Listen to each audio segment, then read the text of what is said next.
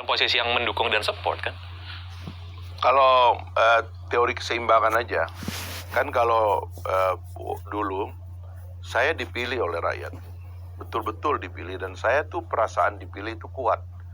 Pertama karena suara saya paling banyak, yang kedua karena saya ngerti bagaimana sistem ini bekerja gitu loh. Jadi saya mohon maaf kepada Pak SBY, saya kan pernah ngeritik. Dan yang lucu waktu Pak SBY itu saya kan dipeluk karena di akhir masa jabatan beliau minta rapat konsultasi dengan DPR. Kebetulan saya sudah jadi pimpinan DPR, beliau masih kabinet. Beliau masih presiden diundang. Lalu di dalam rapat itu saya menyatakan ke beliau, Bapak Presiden, saya sebagai junior, saya bilang, meskipun Bapak sebentar lagi akan ini, saya minta maaf.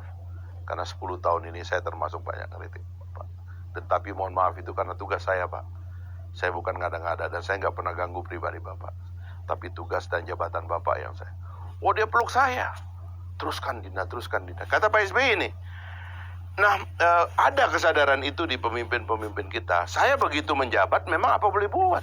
Saya kepada Pak Jokowi saya ngomong Pak. Mohon maaf Pak ini tugas Pak. Begini-begini. Pak Jokowi juga ngerti.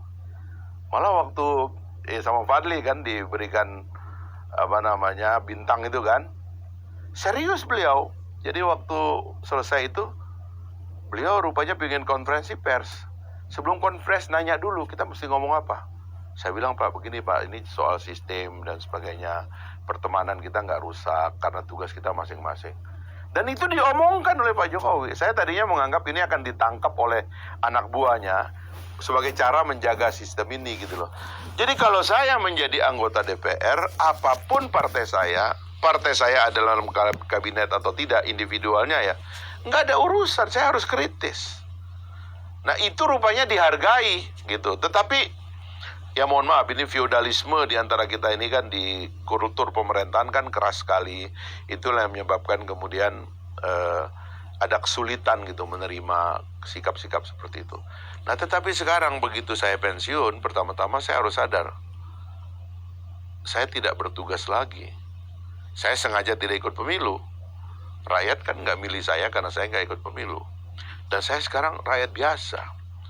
Dan saya sebenarnya sudah memberikan tugas kepada mereka untuk bekerja.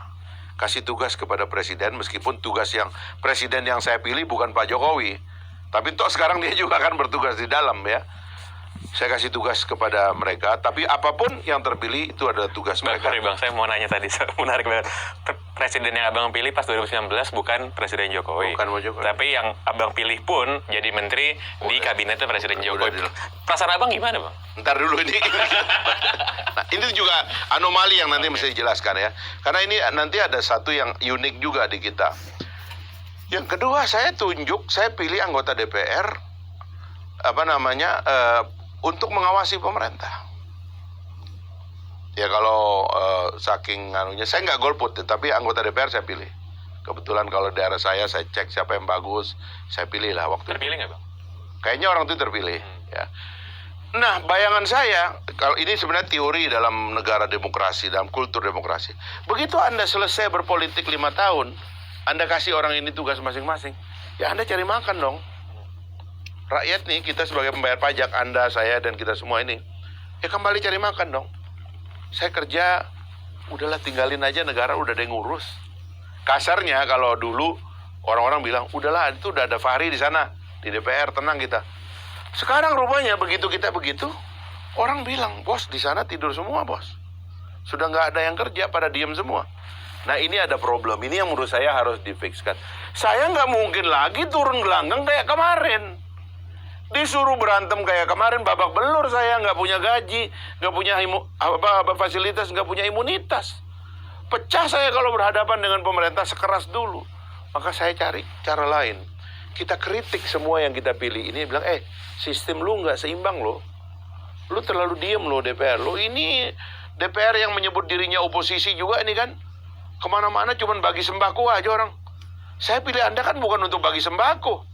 Saya pilih Anda kan untuk menghadapi pemerintahan, mendengar kritik rakyat. Kenapa banyak orang ditangkap? Kenapa banyak sekali penyimpangan yang disebutkan dalam laporan-laporan Anda nggak investigasi? Kenapa Anda nggak menggunakan hak bertanya? Kenapa nggak pakai angket interpelasi? Kenapa Anda nggak punya hak menyatakan pendapat? Kenapa Anda diam dan tidak pakai itu fasilitas yang diberikan rakyat? Kesini dong kita serang gitu loh.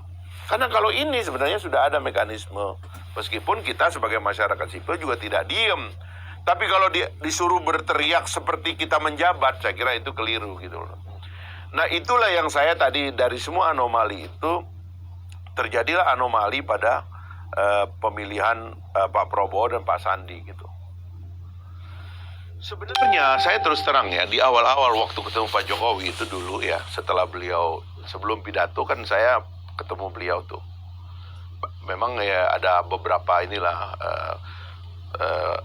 hubungan lah. Saya nggak ngerti juga ya dengan Pak Jokowi itu, kita kalau ketemu tuh akrab gitu, dalam pengertian beliau juga terbuka. Tapi ya itu yang saya coba mitigasi, ada apa dalam sistem kita.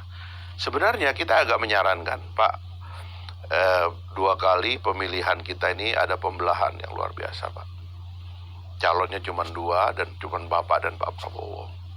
Ini pembelahannya itu agak membahayakan. Karena itu sampai ke akar rumput. Saya kan sendiri merasakan kan bagaimana saya pernah ke Minahasa, ke Manado, tiba-tiba saya didemo oleh rakyat. Saya nggak paham tuh apa yang terjadi.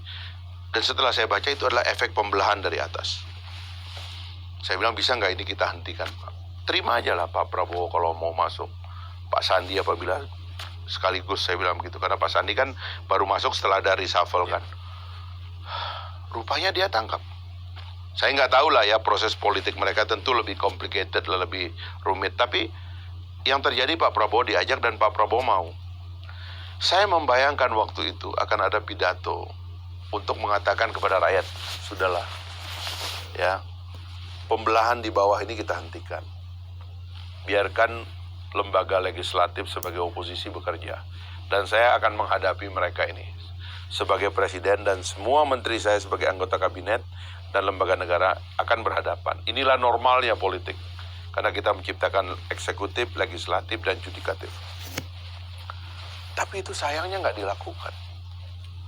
Jadi rekonsiliasi yang kita usulkan dari awal tidak dilakukan. Tidak oleh timnya Pak Jokowi, tidak oleh timnya Pak Prabowo dan Sandi gitu. Akhirnya sampai hari ini kita masih melihat pembelahan yang luar biasa. Memang ada faktor-faktor lain, algoritma sosial media dan sebagainya. Oke, tetapi kan harus ada ikhtiar. Karena kita nggak bisa jadi bangsa yang besar kalau politiknya 5 tahun gitu. Dan maksudnya itu sepanjang 5 tahun. Kita hanya akan bisa besar apabila politiknya hanya sekali dalam 5 tahun. Sekarang politiknya 5 tahun, sepanjang tahun. Dan itu menurut saya melelahkan. Gitu. Polarisasi yang tadi Abang bilang itu terjadi kan ketika masing-masing kutub ini punya championnya masing-masing. Pak Jokowi di satu sisi, Pak Prabowo di sisi lainnya, dan Pak Prabowo akhirnya bergabung dengan Pak Jokowi. Tapi itu terus terjadi pembelahan ini karena sisi yang berseberangan kehilangan champion. Dan saya rasa sekarang sah nggak Bang kalau kita bilang ya menemukan champion baru, let's say dalam diri Pak Anies Baswedan misalnya, sehingga itu tetap terjaga gitu apinya. Ya, tapi itu yang saya bilang politik yang tidak sehat pada akhirnya kan, karena itu bukan politik akal, tapi itu politik emosi, didrive oleh kekecewaan. Saya pernah diadili di satu tempat gara-gara mengkritik Pak Anies di satu komunitas lah. Tahun berapa nih Bang? Saya kira setelah saya pensiun lah, ya. Oke, saya hadir kemudian. Kenapa Anda ini ikut-ikutan ngeritik Anies Baswedan segala macam? Dia ngomong ke saya. Saya bilang, dulu. Saya ini nggak pernah jadi tim sukses Jokowi. Anies pernah. Saya nggak pernah jadi jurkamnya Jokowi. Anies pernah. Saya nggak pernah jadi menterinya Pak Jokowi. Anies pernah. Loh kok saya yang jadi masalah? Saya bilang, Anda katanya basisnya bukan basisnya Pak Jokowi. Tapi kok saya yang jadi masalah? Diam semua. Nah, di situ saya menyadari bahwa ini hanya massa ya mencari pahlawan untuk mengorganisir kekecewaannya yang terus-menerus. Dan ini tidak rasional jadinya gitu. Itulah yang menurut saya kalau kita membiarkan politik itu ditentukan oleh massa yang tidak rasional itu tadi, maka pasti kekecewaannya akan setiap saat itu tidak selesai. Karena kita tahu bahwa demokrasi itu kan punya anomali yang luar biasa.